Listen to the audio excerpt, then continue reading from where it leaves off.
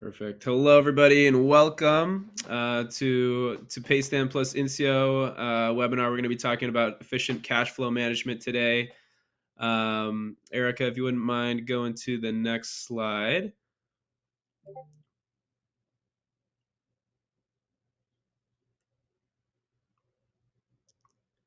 So just a couple housekeeping items. So we are recording this. We'll make sure we send this out to you guys and you have access to it after the call.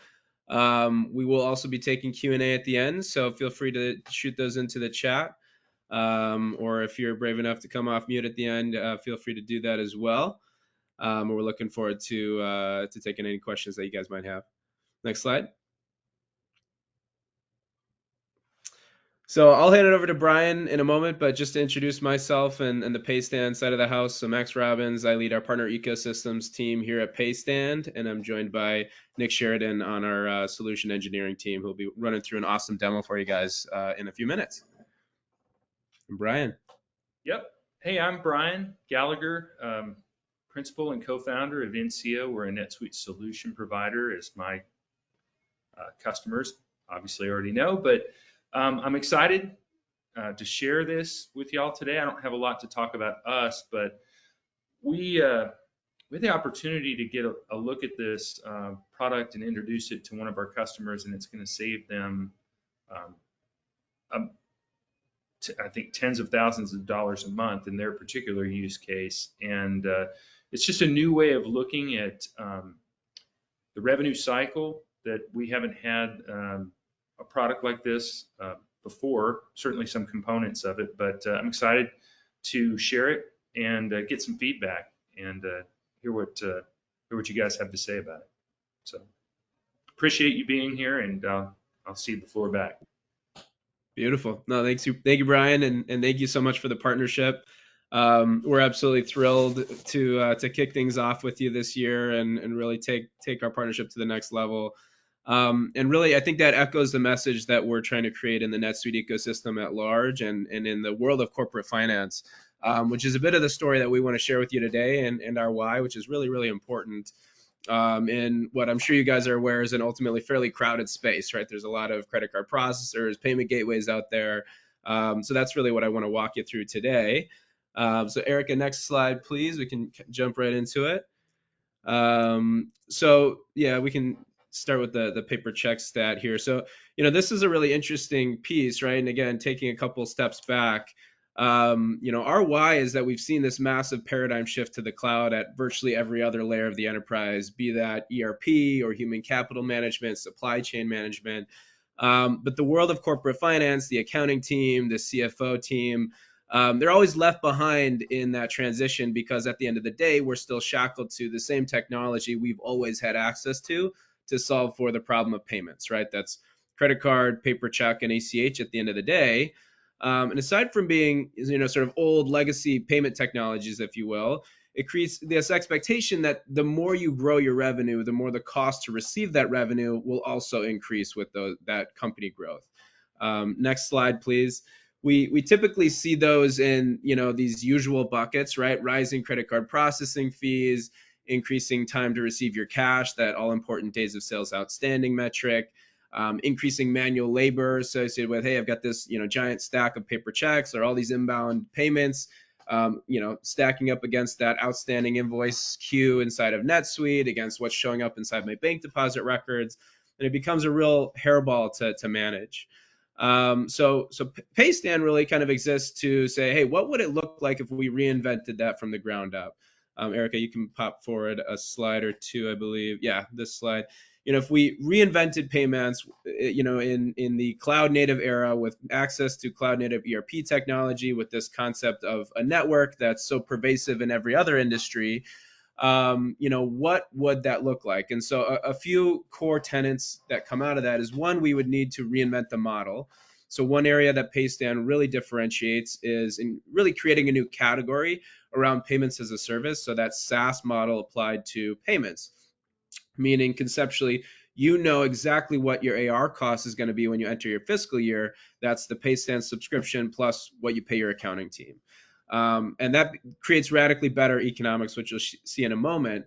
But the piece that makes that powerful and impactful is actually then coupling that with new technology. So we do, handle all of the technologies, quote unquote, that I, mentioned in the beginning. If you call paper check a technology, we can handle ACH, we can handle credit card. We are a one-stop shop when it comes to payments.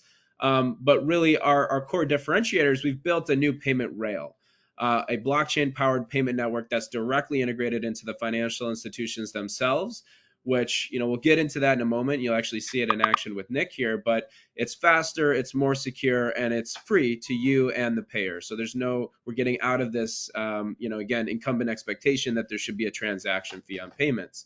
What happens when you couple that with the SaaS model, next slide, please, Erica, is a very, very compelling ROI. And this is what we would like to take you through and actually go through with your data and your use case, your payment mix, your payer behaviors, right? Everyone's obviously coming from a different space and trying to solve, various pain points within the organization.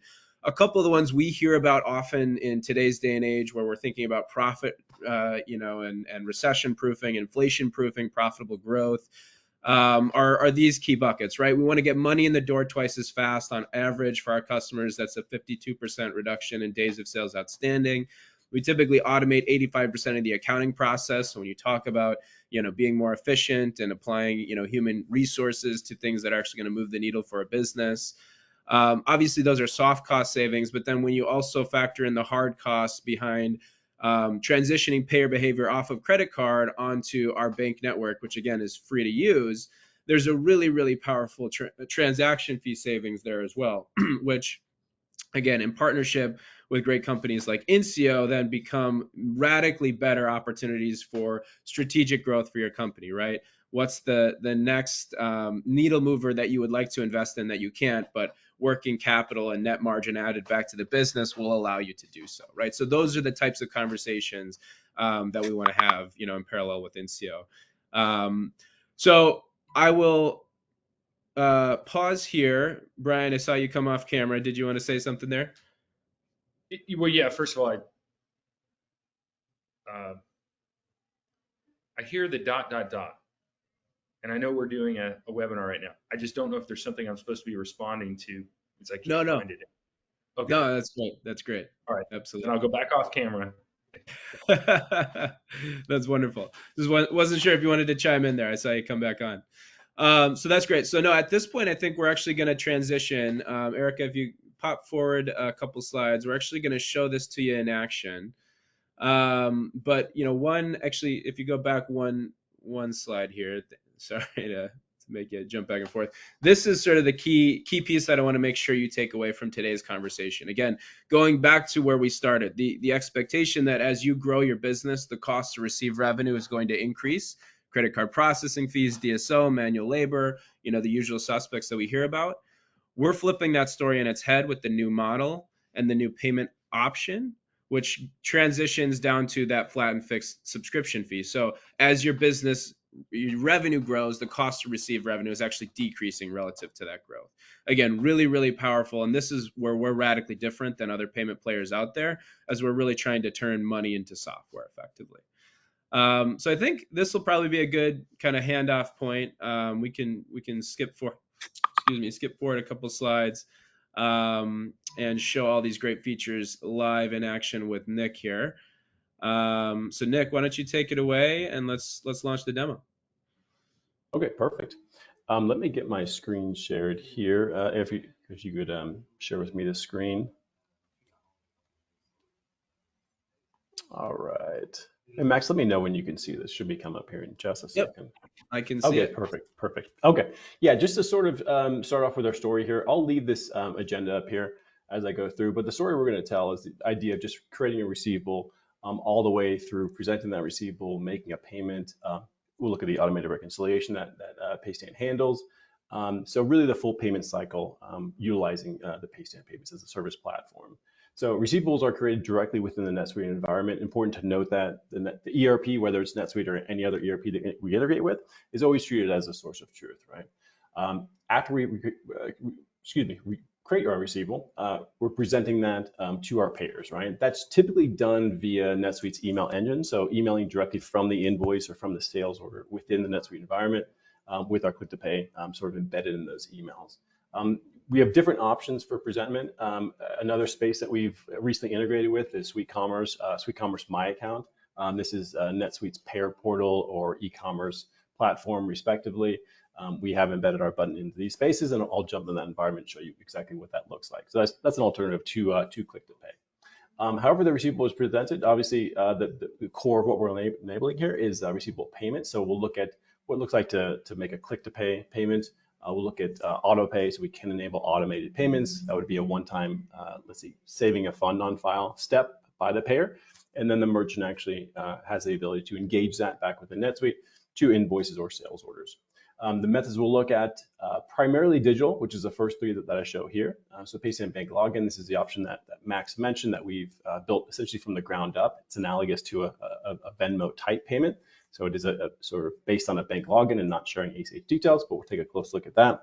We'll also look at ACH pull transactions. As a side note here, we do support ACH push transactions. This is a newer product of ours. Probably won't get into it in this demo in particular, just due to time, but just know that we can support ACH payments that are pushed to the merchant rather than being pulled by Paystand. We'll look at obviously credit card transactions. With credit card transactions, a lot of our value proposition, a lot of the ROI with Paystand lives in the idea of being able to pass fees for credit card transactions. So we enable merchants just via our software to pass whatever fee they would like. Typically that's 3.5%, but again, that can be whatever the merchant wants it to be. We'll look at that, how that appears to the payer and how it appears on the reconciliation end as well. We can support paper checks, probably won't jump into our lockbox, but we do have a lockbox. We call it our smart lockbox because there is some automation built into it.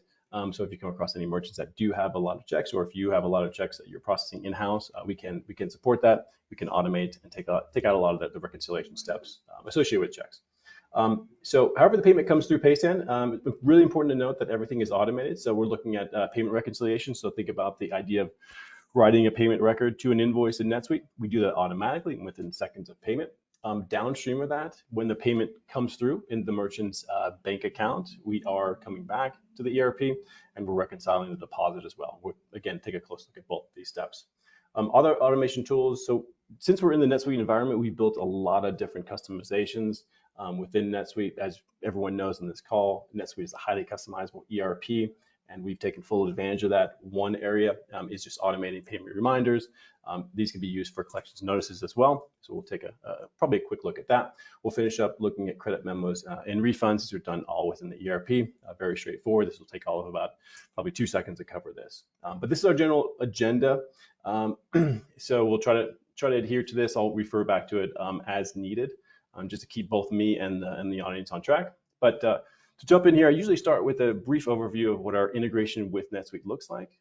So I think everyone on the call is probably familiar with the idea of a SuiteApp. This is a near native app built on NetSuite's development platform.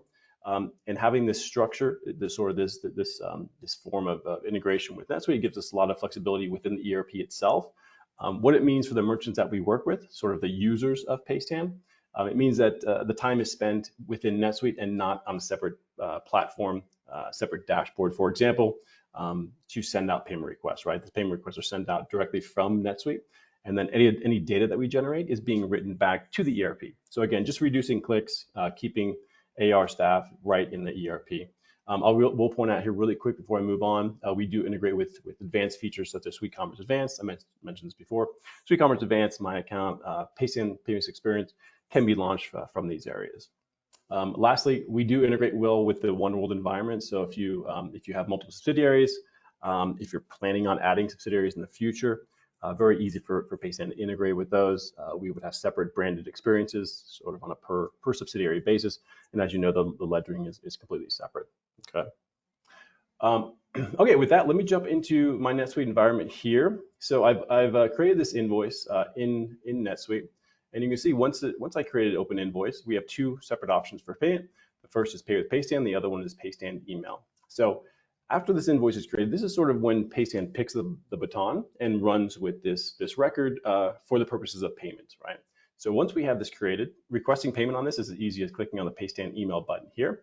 When I click this button, we're going and grabbing the amount due, we're grabbing the invoice due date. We're looking at the email on the customer record, rendering an email using a native NetSuite email template, sending that out to the email on the customer record. Pretty straightforward, right?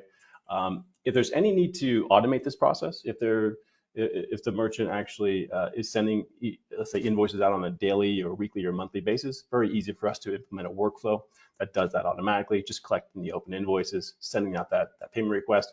We would just essentially point that workflow to our email template with our embedded button, and we'd be good to go, okay? So important to point out at this point, from the merchant's perspective, which is the perspective we're in currently, this is really all that's needed as far as their involvement in the payments process, right? Downstream of this, payer receives an email, they make the payment, and downstream of that, we're automating the reconciliation, right? So this is pretty much the extent of the merchant's input here, okay? If there's a need for the merchant to actually initiate a payment within NetSuite, we do have a separate button here named Pay with Paystand that launches our virtual terminal. And again, this is merchant facing. So AR staff would have access to this just to submit a payment sort of on behalf of the payer. If there is a payer calling up to make payment to basically pass on details for ACH or card, we can enable the merchant to save those details and make a payment right here within the NetSuite environment, right? Sort of a plan B if the click to pay doesn't work. But just to show that it does exist if needed. Like I said, not very common to use. But it's a good place to point out that as far as the merchant's exposure to payments details, this is really the extent of it, right? They would see whether it's a credit card, whether it's a bank account, they would see the last four on the credit card or bank number, but this is it, right? They would essentially see the token for that payment instrument. Paystand handles the sensitive details. And that is to say Paystand is PCI level 1 compliant, which means that our merchants are totally outside of scope for that, right? They're not exposed to any sensitive details, okay? So let me jump over to my email here, and we will sort of switch perspectives from the merchant to the payer, okay? So payer receives an email. This is fully branded with the subsidiary from which it was sent from. Merge fields and verbiage is predefined on the email template within NetSuite. We can link to the invoice if we would like. This invoice is coming directly from NetSuite again. So last but not least, I'll click on my Pay Now button. So payer clicks on the button, this launches Paystand's payment experience, right? Let's say as the payer clicks on this button, we're actually going back into NetSuite and we're pulling up that latest amount due on the invoice record in NetSuite, right? Really important to point that out. It's a real-time call back to the NetSuite environment to pull up that amount as well as any credits that live under that customer record, okay? So there's no issue with any sort of overpayment or underpayment. We're looking at the ERP, that's our source of truth. We're pulling that number in real time. I mentioned credits. We are pulling in credits. Payers can apply really any amount they want to up to the invoice amount. That will adjust the invoice amount. So in this case, $1,000 would be paid, $2,000 would be applied on the back end of the payment, and we apply them on a FIFO basis. So there could be actually more than one credit applied if needed. Okay, I won't apply any for this example. I'll go ahead and move forward. So again, this is this is a payer actually going through this payment experience.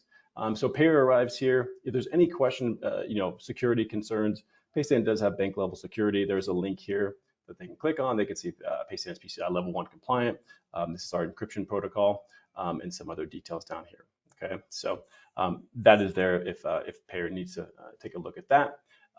And moving on, they would see their payment options. Before I get here, just to point out, this is for a payment of a single invoice. If there's a need to present multiple invoices, that would look something like this. And you'll notice as I switch through these experiences, right, you'll notice each one of them is branded. And so not only is the email template branded, but also the payment experience, right? We do leverage the merchants brands that we work with in this conversation of payments. So, and again, coming back to this is our interface for multiple invoice payment. So with one click, payers can select everything. If they can select a subset, we do have partial payments turned on here, something we can turn on or leave off, totally up to the merchant.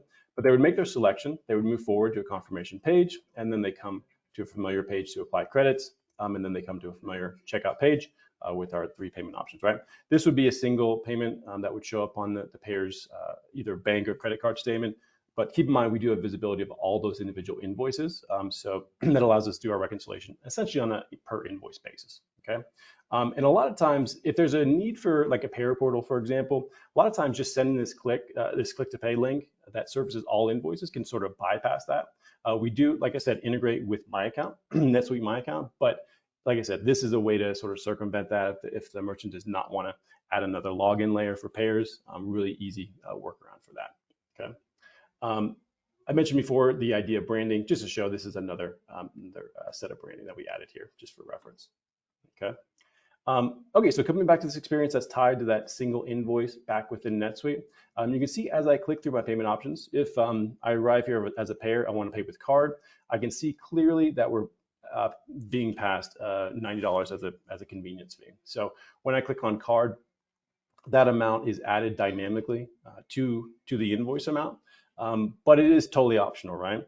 If the payer wants to instead choose ACH, that fee goes away. And of course, our bank login option, which I'll get to here in a second, that doesn't include any fee at all. Okay, so what these fees really are is just a means of offsetting the processing fee in the background, right? As we all know, credit card fees they're not going away. If anything, they're just increasing year over year.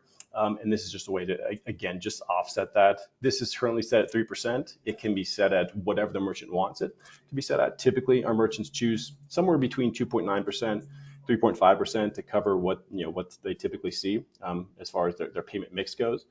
We know that Amex is sort of on the higher end. Visa and MasterCard are a little bit lower. Typically, there's a weighted average that our merchants see, and that's what they try to hit with this number. Okay, we will show what this looks like on the back end on the payment record on the deposit as well. But again, this is the fee that's collected at the time of payment and is totally optional. Okay. But as far as details, we're asking for typical credit card details here. ACH, this is our ACH pull transaction where payers enter their routing and account number. Paystand conducts that pull transaction sort of on behalf of the merchant. Okay. Bank login, this is, again, a payment rail that Paystand has built from the ground up. It's completely free for both merchant and payer. We were able to do that because of some risk mitigating factors that we built in and security factors that we've also built in, right? So I'll go ahead and choose our Bank of America here. You can see that we have our major banks at the top here. If payers do not see their bank, they can actually search and find their bank here. The coverage of this is upwards of 98% of commercial accounts in the States would peer and they would be available for this option. So almost as broad as the ACH network itself. So as I mentioned before, this payment is based on a login. If you're familiar with something like a Venmo or Zelle or even PayPal, those are typically do offer login-based payments. This is very similar to that, except there are actually more extensive features than you would see in that peer-to-peer scenario. When the payer logged in, if they have anything set up in the way of 2FA, so two-factor authentication, that will be surfaced here. That would not, to be clear, that would not be tomato. Probably be something like a text message, an email, or maybe even a phone call. I've received a phone call from my bank before where they pass you a code and you enter that in this interface, right? So whatever's set up between payer and their bank is surfaced here. We do verify the name on the account. Accounts can be individual or commercial. Moving forward here, we are actually instantly verifying the funds in the accounts.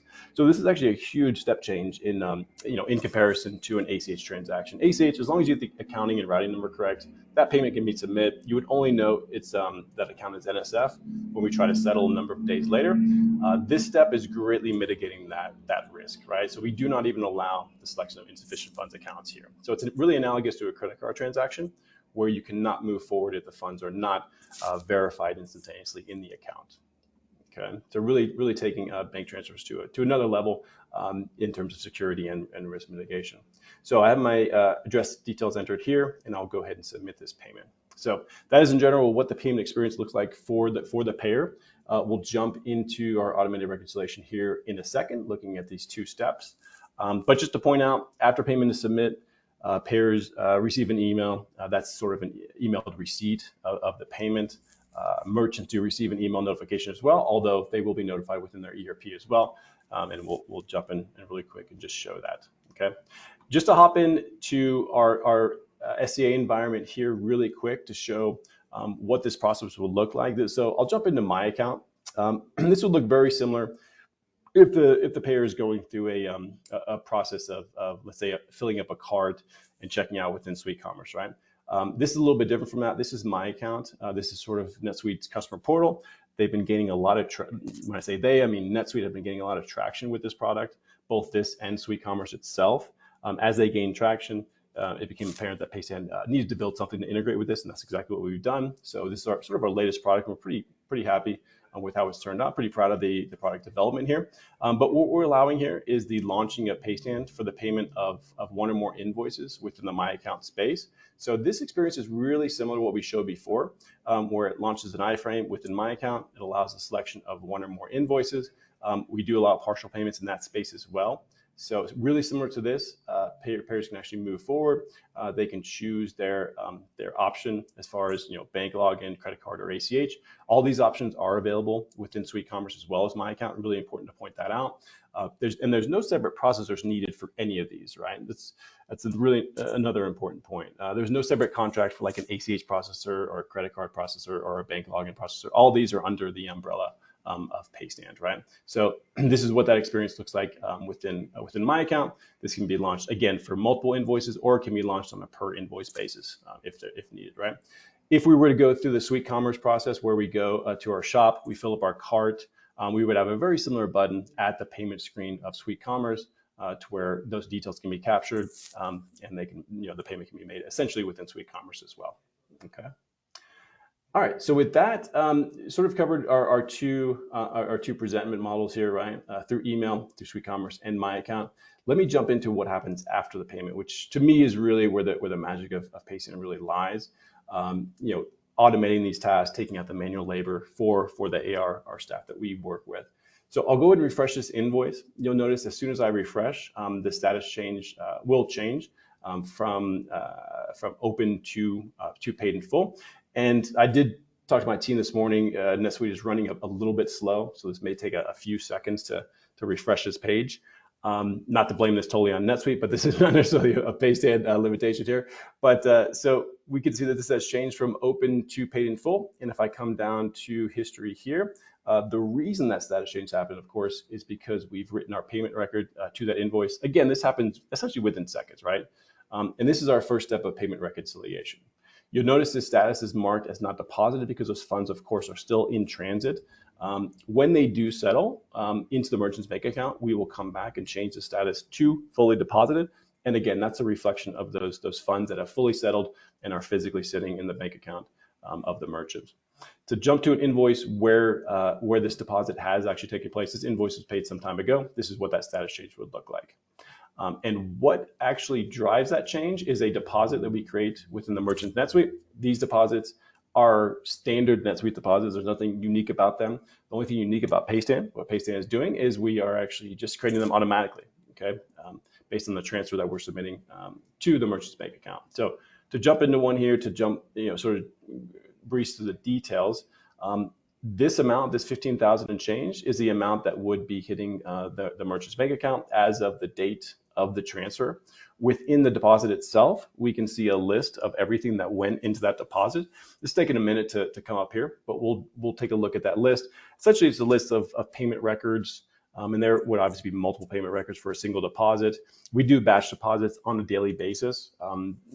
Each day at around 3 p.m. Pacific Standard Time, we're pushing that deposit into the merchant's bank account. That includes everything that's settled for that day. Okay, so there would be a list of payment records as well as associated invoices. We would see not only the customer associated with each of those payments, but we would also see the payment amount. Okay, and as that's loading, let me sort of take you through the full process from a GL standpoint. So if we look at the GL impact of our invoice, and actually I could pull up my spreadsheet, or sorry, my slide here to show you in general what this would look like. So sort of talk this through. At the stage of the invoice, we are hitting AR with that invoice amount.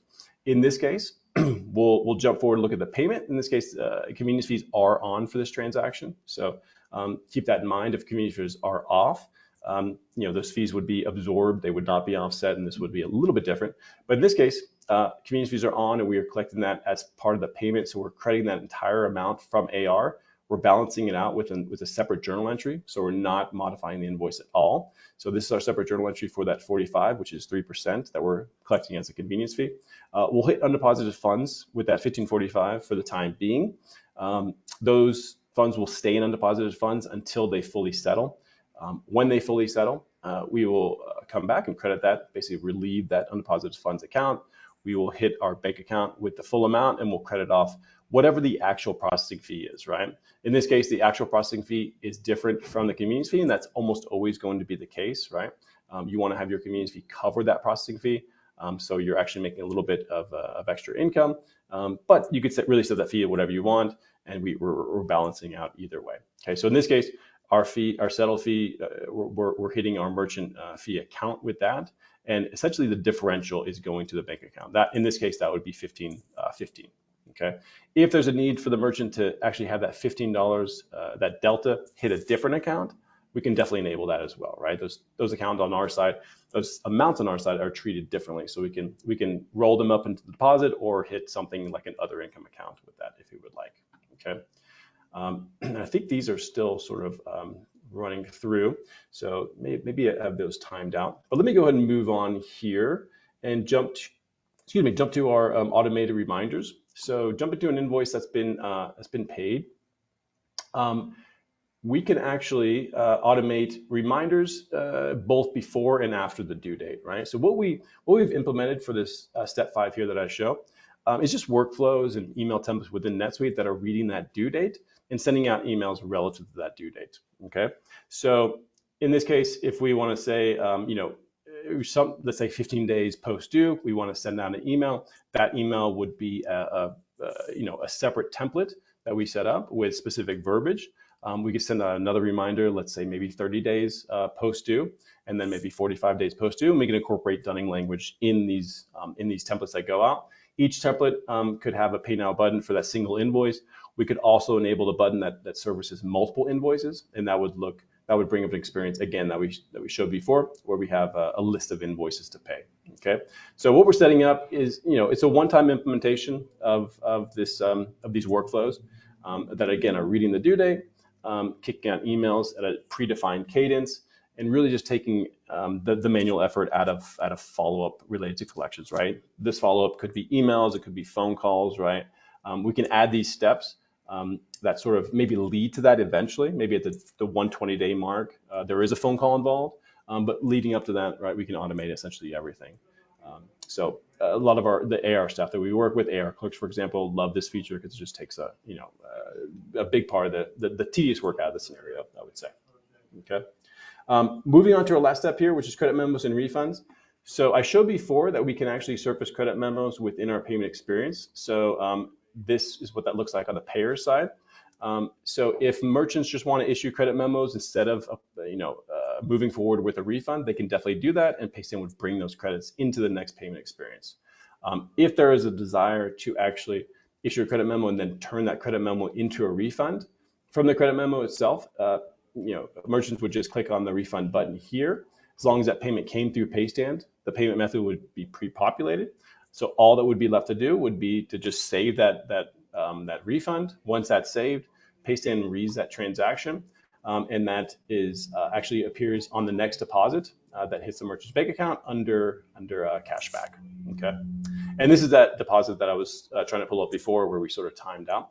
But in this case, we're showing that this is the amount that's hit the merchant's bank account on this date. Okay. That includes all of these payment records, which again are associated with all these invoices. We show our payment method, we show our customers, and we show our amounts. Okay. Fees are shown here as well. These are the actual merchant processing fees for credit card transactions. These are actually the fees that would be offset by convenience fees that are collected during the payment phase. Okay.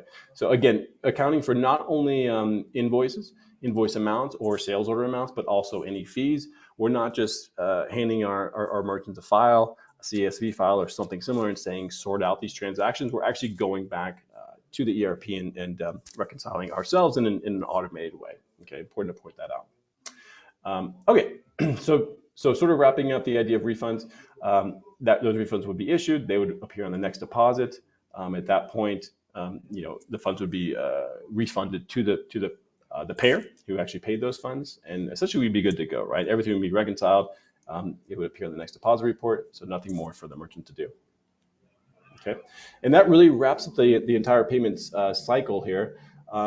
And this is really just a slice of what Paystand enables. We're sort of limited on time here, but to point out, we can enable the processing of paper checks via our smart lockbox. We do have an ACH push product, so if there's any merchants that are actually uploading invoices to something like a portal, and then waiting on that ACH push transaction from their customers. And this is typically the case with larger customers like Walmart, Home Depot, of that size, who actually have their own AP process, and they're going to pay merchants however they want to. So we have a product that actually recognizes those ACH push transactions, and can, there's a certain matching step after that point. Excuse me, the reconciliation steps that we pointed out would kick in, so saving a lot of time for those particular transactions. Okay. Okay, so I think I'll stop there. Maybe we can open it up to questions, or I can pass it back to Max. But that's really all I wanted to cover. I appreciate everyone's time. Thank you for your attention.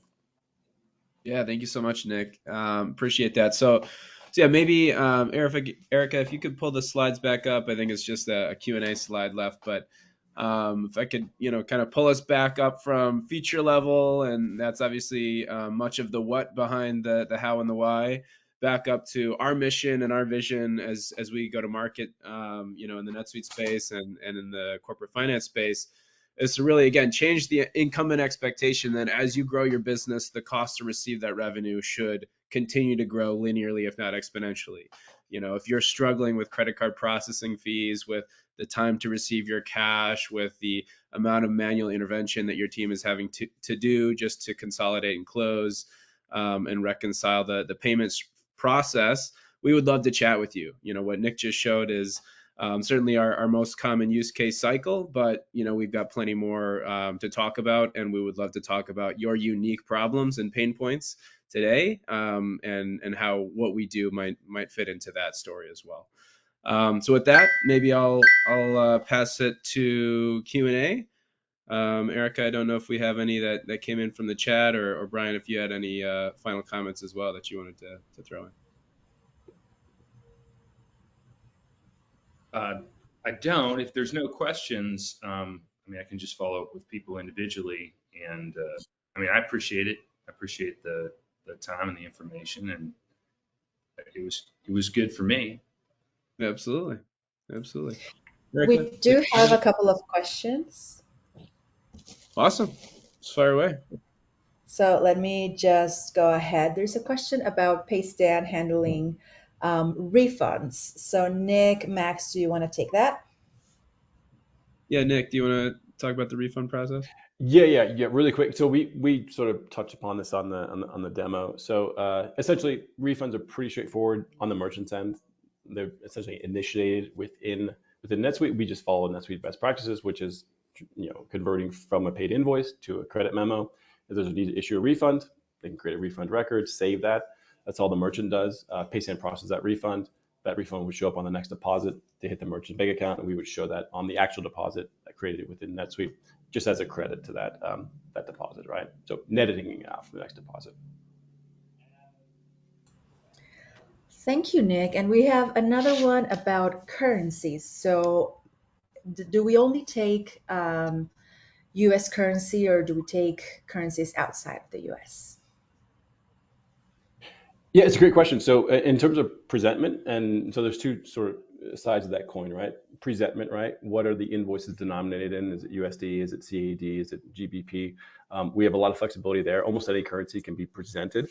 These would be for credit card transactions. On the settlement end, mostly Western countries. So GBP, euros, AUD, right? We can settle into these accounts.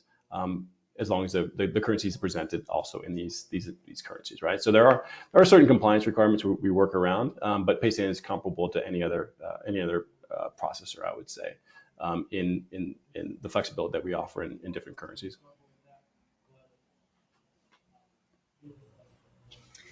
Great, thank you, Nick. And those are all of our questions. All right, wonderful. Well, Brian, thank you so much for the time. Great to be with you guys. Excited to work with you. Excited to work together with all of you in 2024 and help optimize things. Great, thanks. Yeah, Brian, thanks a lot for having us. Appreciate the time, and appreciate the audience's participation. All right, we'll see you guys. Thanks. Thanks.